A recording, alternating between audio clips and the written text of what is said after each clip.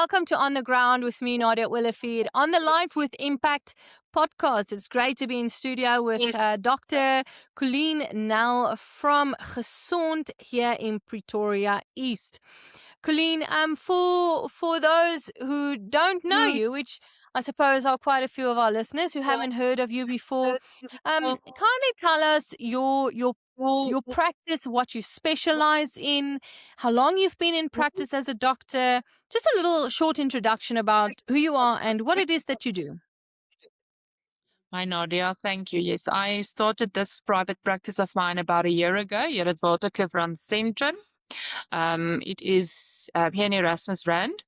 In my own practice, having the time of my life.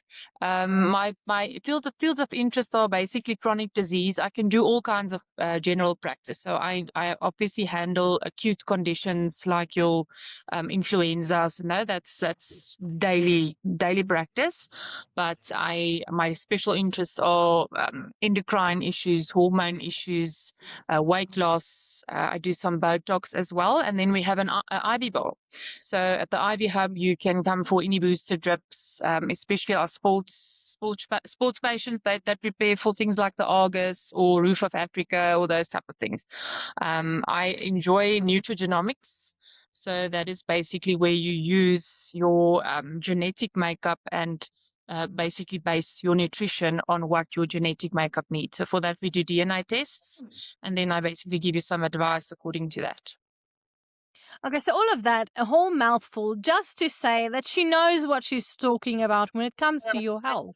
And that is why we're having this discussion today.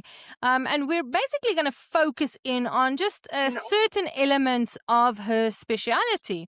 And that will be the wellness of women. Because today we struggle so much as women with hormone imbalances. We battle aging gracefully. We battle with weight loss. And these are conversations that we need to have. Is Ozempic the answer?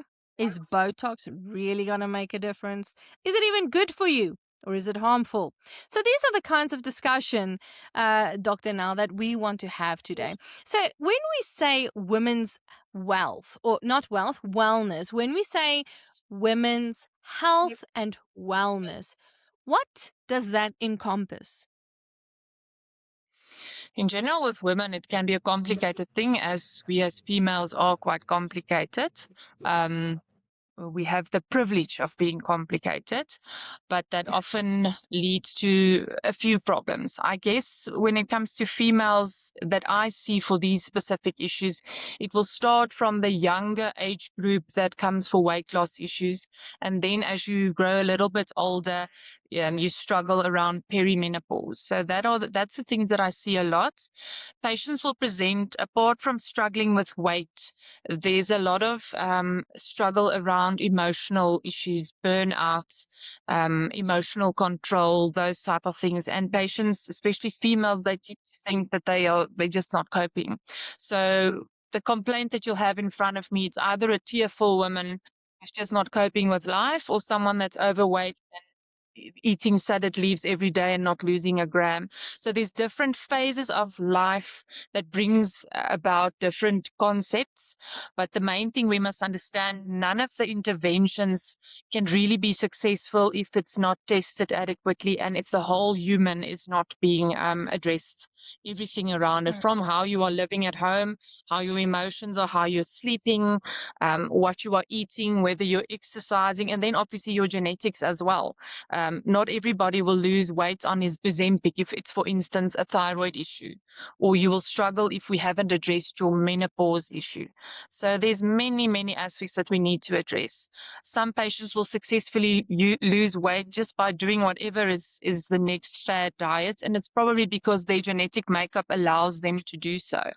But the important thing is that it's the struggling patients that sit in front of me, the ones that have tried everything and nothing's working.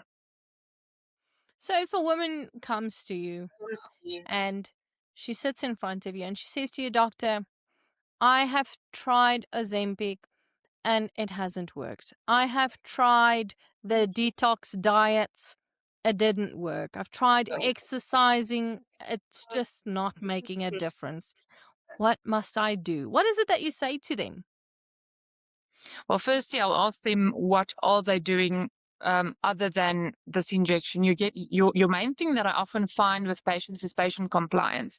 Someone will tell you that they've tried Ozempic, but they've tried it one injection or two injections and then they stopped. You'll find that they've been on a too low dose because they didn't get the correct advice, or they're buying, I would say, underground products. Nothing necessarily wrong with that. Buy wherever you want to, but do understand if the dosing is wrong, your side effects will either be too much and you'll give up too early, or you will not get the effective dose. But also, you will ask the patient, if you're exercising, are you exercising enough? When you're telling me you've been eating little, have you been eating only sweets the whole time? So it depends on what they're taking in. And then some patients are eating too little. A detox diet, I don't want to comment on what, I'm not a nutritionist, but I don't believe in any of these diets. And the reason is because you're withholding and you are actually, messing up metabolism. It's not as simple as I'm explaining it, but there's a lot of other emotional concepts around dieting and eating and how we're eating and consuming food. So with a patient like that, I'll first find out how are they truly living, how are they truly taking the medication, what have they really tried, and then we will work step by step with blood tests and all kinds of other analysis that we do, and then eventually we can suggest a DNA test as well if nothing is working. I mean, is there ever a point where a woman sits in front of you and just on this topic of weight loss? So I just want you to understand, if you're listening to this or watching this video, when we speak about women's wellness and health, weight loss is just an element of that. And we're discussing weight loss as an element of a much larger picture. Okay, so but on the topic of weight loss, if a woman sits in front of you, do you ever start the conversation with, hey, why is it, or maybe let me ask you like this. Um, let's say a lady sits in front of you, but she's not very much overweight. She's maybe a little bit, overweight, what we call overweight. We have to understand okay, I know there's an ideal weight for your length versus, your BMI, all that. I know there's an ideal weight for a person. But let's say you're a bit over that. But you're not obese. You're not unhealthily, overweight, very fat, if I can say it like that. You're just a bit chubby. And now the woman sits in front of you and she says, "Doctor, please, I need to lose weight." And you're looking at her and you're thinking, I mean, I'm asking, does this ever happen? And you're looking at her and you're thinking, why do you want to lose weight? You look good. You look like you take care of yourself. Answer me, is it because there's this cultural expectation of what the ideal woman is supposed to look like? I mean, where's the balance between a woman's weight and her happiness and what culture expects a woman to look like? I mean, is there ever a point where a woman can just be a bit overweight, but be okay with it? Yeah, there is definitely, but I must tell you that in the end, we need to manage the psychological aspect of this. You can tell any person that you are, according to general body standards, thank heavens, overly skinny has now gone out of fashion. I'm glad for that. But um, inside, the patient inside, and when they look in the mirror, must be happy with what they see. I have skinny patients sitting in front of me telling me that they want to lose another 5 kilograms. I always start the sentence off with, you don't really need to lose the weight, but I know that you want to be happy with the person that you see in the mirror. I myself is similar like that. So I'm not rosy. You won't see me in the street. You won't call me obese, but I am overweight. For BMI wise, I'm overweight. I have definitely a few pounds to lose, and then I'll feel more comfortable. I do not think about anything else but that weight until it falls. And that is the thing. You have to understand the mental thing around it. And it's not always what society is expecting. There's no one in society that makes me think that I need to be that weight. There's not an FHM model that I'm striving to be. It's a mindset, whether it's come from childhood trauma or whether it is a picture that you've got in your mind. But in the end, the point is nothing tastes as good as skinny feels is definitely true for some women. And they must be able to achieve that. When you do it with a healthcare provider, eventually with some cognitive therapy, you might reset that new standard. So it might not get to the anorexic body. Hopefully you will lose a few pounds and then feel okay with that. I have now realized, looking back at the times where I felt I was overweight and I was striving to be that skinny model type look, and I'm thinking, yes, but I was beautiful at that weight. Mm. Now I'm overweight, so now I've reset my new standard and said, if I can only be that body, they have that body again, I'll be fine. So I guess it comes with development as you're getting older and you're realizing what's important. But it's important to respect the fact that if a woman tells you she will feel better when she's a bit skinnier, even if to you she looks hot, she's your goal, but she has her own goal. So we must just respect that. It's difficult Mhm. sometimes, but we have to. Yeah. But what I like about what you are saying is just also there's a psychological element, and we need to take care of a woman's psyche, how she perceives herself and what is actually true about her.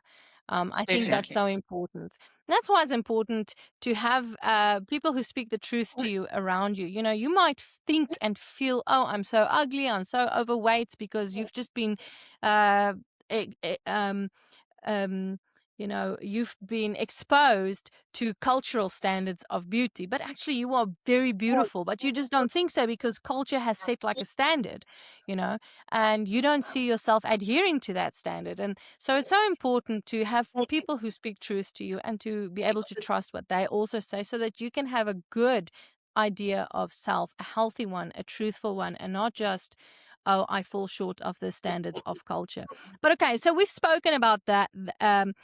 You've briefly touched on the phases of women's health, because women's health doesn't always look and entail the same things. A young lady, teenager, or in her 20s, 30s is not going to be the same as a woman in her 40s, 50s, 60s, and onwards. So, what if you're younger, what would be the important things to look at? And how does that progress? What are the phases, the important things of the different phases of a woman's health, that, and you can put that into categories. Let's say you've got young adults, mature adults, and no, young adults. I don't. I want to be sensitive how I say this, but younger, Yeah. and then the middle class, and then the more mature age. Categorize that for us. Yeah. So I guess if you're looking from teenage to the 20s, that is where hormones start kicking in. So apart from mental confusion that we often have around the body dysmorphia, our skin is changing, arm is longer than the foot, that type of vibes, those things happen. Um, there we're looking at that's emotional instability, and I'm calling it instability for lack of a better word, but that's where things are a bit demakar, especially boys and girls. We obviously differ and we're all in a different phase of our lives, but that's where acne sets in, menses start, boys get their testosterone, puberty sets in.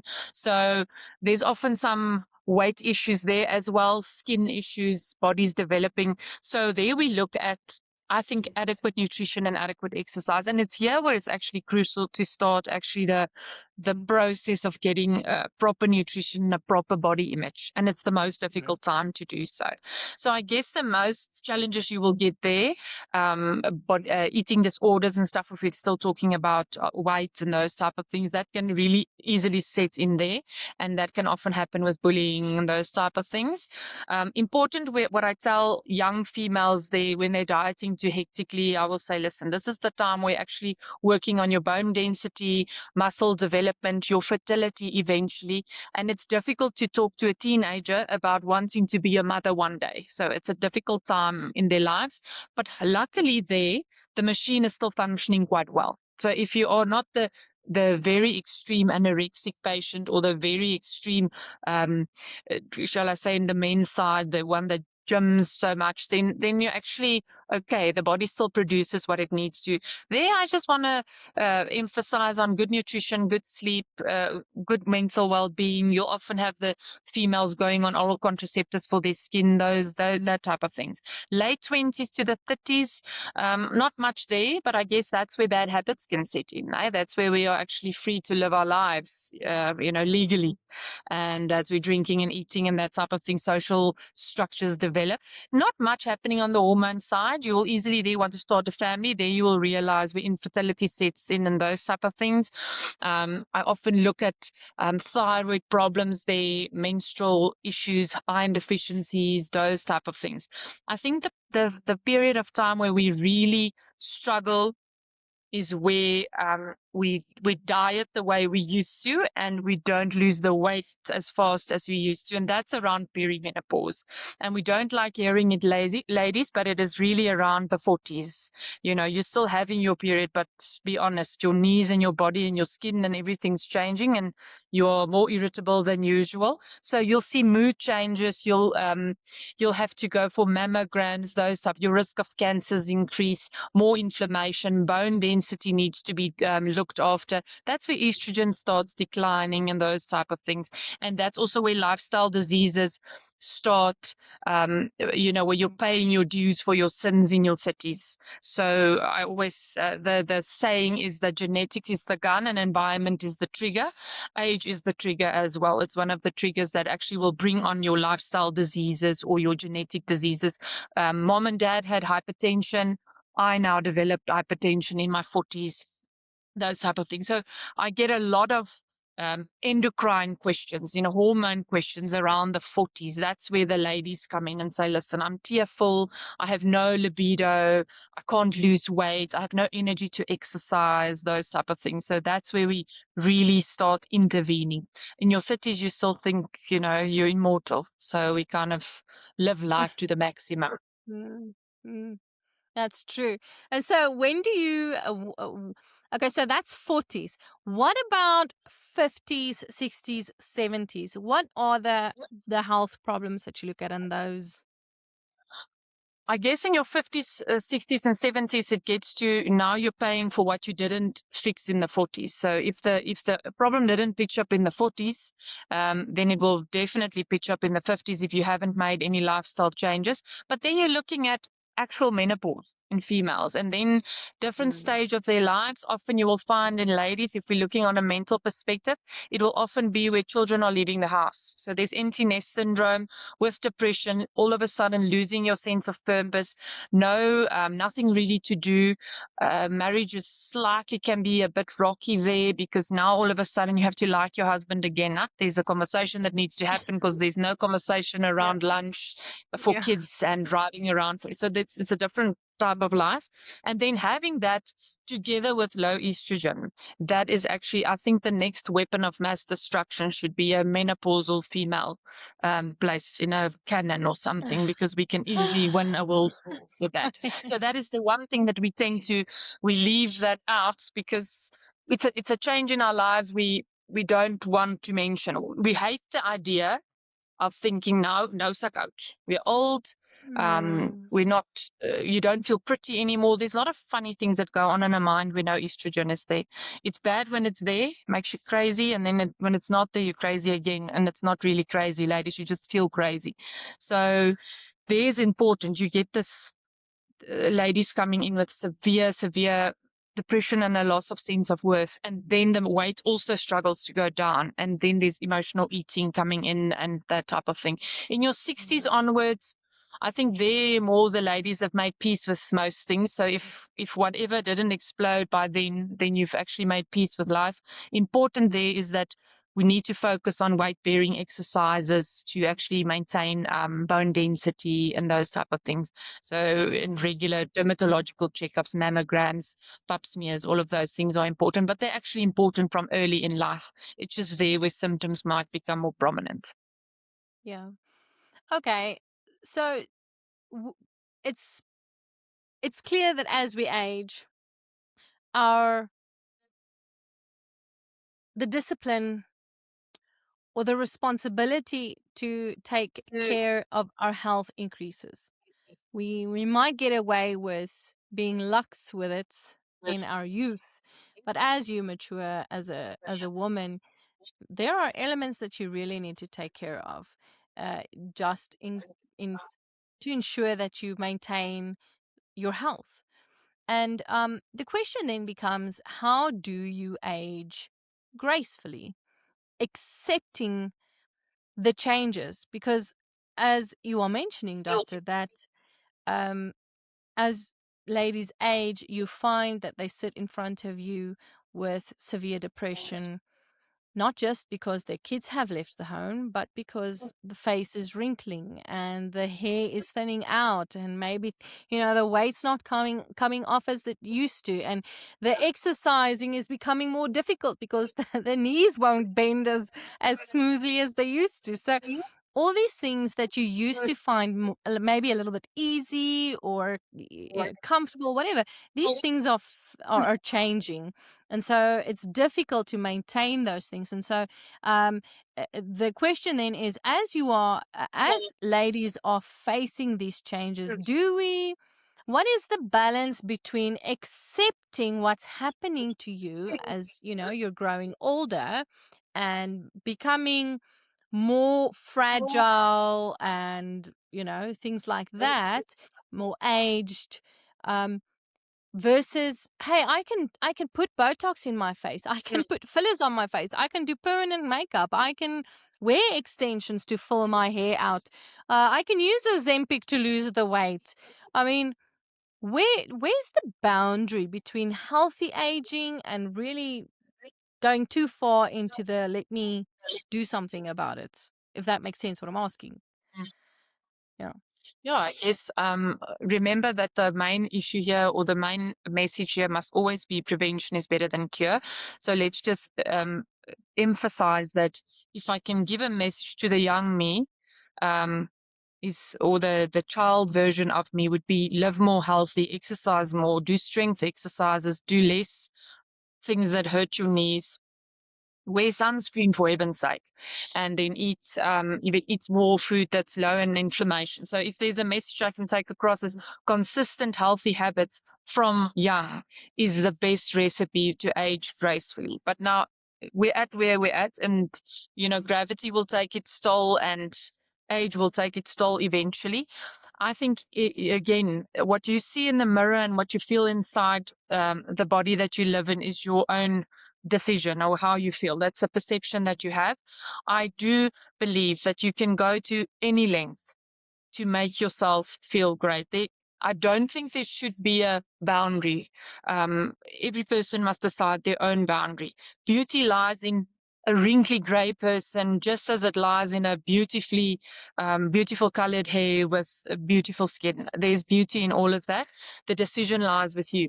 What I do want to emphasize is that we must stop thinking that it's vain to go and get Botox done. It's the simplest, easiest, not the most cheap, but the way to actually get yourself looking youthful again and give yourself self-confidence again.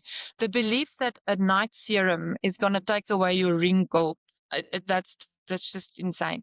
So spend your money on something that actually works on the source of a wrinkle, and then from there have some extra money to go and buy the important serum and SPF and whatever. I don't think there's any boundaries. I know that we've taken the beauty industry has really taken things too far, and we've come to now a stage where we have to look like plumped up. I don't know what the creature is I think of when I see some the way that some faces are filled, but that's each person's own decision. I can think of no better feeling in the world than looking in the mirror and feeling yourself in your clothes and body and being happy. And whatever version of that is, that you do is your decision. But all the way, you can go plastic surgery, Botox, hair fillers, implants, whatever you want to do. But there is graceful ways to do it. There's cheaper ways to do it, and not everything needs to be taken to the extreme. We need to take our faces or our value of beauty away from a TikTok model or an influencer, and make sure or decide what's good for you in the mirror. But we have so much tools available, and it's just amazing. I think that you must push it to the limit as far as you can and can afford. I do want to push back on this because I am convinced that at some point a doctor has a responsibility to send, or not maybe send, or have a discussion. I don't know. A cycle, like you were mentioning, psychologically, you if a lady keeps coming back with requests to change her appearance, I think there should be a pause on medical procedures and beauty procedures plus, and like say, hey, go see someone, because I think before we proceed, that you need to just assess whether you've got a healthy idea of where you want to be, obtainable, a realistic expectation of yourself. Because otherwise, you could find that someone does something now. Let's say they change their teeth, okay? They do implants in their teeth or whatever. And next it's their lips, and next it's their cheeks. And then 2 years from now, they don't even look like God created them to look. And then they look back and they're like, what have I done? I was going through a midlife crisis. I wanted to feel better about myself. Now I've ruined my whole appearance. And no one said, stop, you're making mistakes. You're being hasty or emotional or unreasonable or whatever. I think there needs to be a boundary. I think doctors need to ask these questions. Wouldn't you agree? Definitely. There's you always start with well, in my practice for that matter, because I'm not an aesthetic doctor per se, so I'm very strict on keeping the natural appearance. So if patients want to look totally different, they have to go elsewhere. And so I warn them anyway. And I say, listen, with me, I don't even do fillers yet because I'm so scared of how it changes appearance. But currently I only do Botox. But when it comes to the psychological issue around wanting to change appearance, it does go too far. I guess where the big responsibility lies are with the plastic surgeons, who can now put you under anesthesia repeatedly, which is a risky procedure. It's a risky thing to do. There they need to manage. And I do feel that psychologists need to get involved more. So definitely in what I do, as an example, is I would first ask a patient, what are you unhappy with? Then they would usually tell me wherever it is, and then I would say, okay, I want to manage your expectations. We can soften lines. We can maybe lift a little bit of skin. We can give you a little bit of advice with regards to whether you can use, if there's a filler that might help lift a little bit. So that's where I stop. But it's also probably because my knowledge and my expertise only stops there. But I agree fully. Definitely, it is the responsibility of a medical professional to be able to see where there is a mental issue around aesthetics and weight, because that's where, otherwise, if we leave it, it gets to the point where patients, they will absolutely butcher their faces. They will diet themselves into anorexia. It's serious mental conditions. It's basically similar to overprescribing Schedule 6 medication. It's, if you're not managing it responsibly, you are not following the oath that you actually said the day that you qualified. It's very important. So let me ask this closing question of our conversation concerning the well-being of women. At, for a lady, what would you say she could ask herself to determine whether she's ready for, let's say, how would you advise a woman to assess herself, okay, to determine whether she is ready to take, you know, steps for self improvement? And I want to just elaborate that so that the question makes sense. If I was to look at myself, what would you say to me is a good way to assess whether I truly want to change my, whether I should go for Botox, whether I should maybe, uh, um, what do you call it? Go on a diet, or whether I should just work on accepting how my body is changing. I'm trying to figure out what you could say to women that could help them decide whether they are in a place that actually needs them to take action, or whether they are in a place where they actually just need to accept certain things about where they are in life. How can a woman decide where she is on that scale? Yeah, it's a difficult thing. I think the acceptance is the thing that we fight. We often fight aging quite badly. We do everything we can to just turn around the clock. So it's a difficult thing to accept. There's a dangerous thing when it comes to accepting, because often accepting gets seen as giving up, no? So we need to really, get the fine line between that and see where we're at. I guess it comes to self inspection.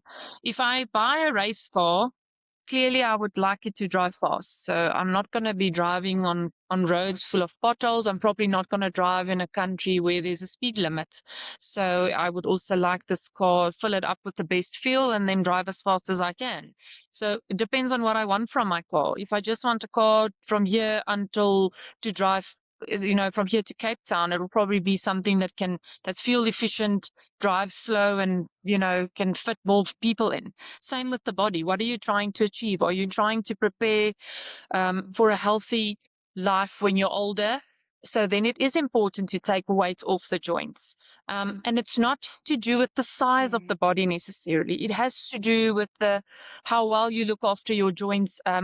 If you are morbidly obese, do know that there is visceral fat around, visceral fat means organ fat around your organs. So what do you want to achieve?